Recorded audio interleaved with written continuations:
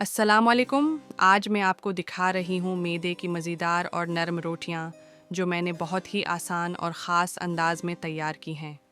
सबसे पहले मैंने एक बड़े बर्तन में डाला है बारीक कटा हुआ प्याज, टमाटर और हरी मिर्च। फिर मैंने डाले अपने पसंद के मसाले, नमक, लाल मिर्च और थोड़ा सा ज़ीरा। अब मैंने उसमें थोड़ा सा दूध और पानी शामिल किया है ताकि रोटी नरम और मज़ेदार बने। फिर मैंने मैदा डालकर सब चीज़ों को अच्छे से मिक्स किया और नरम सा डो तैयार कर लिया। अब इस डो को 10 मिनट के लिए ढाँप कर रख दें ताकि ये अच्छी तरह सेट हो जाए।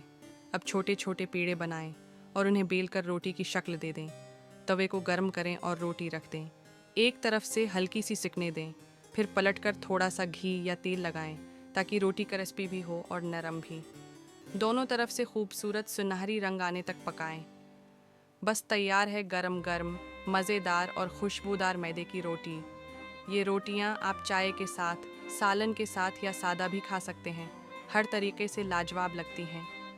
अगर वीडियो अच्छी लगी हो तो लाइक करें, शेयर करें और चैनल फरीहा किचन को सब्सक्राइब करना ना भूलें।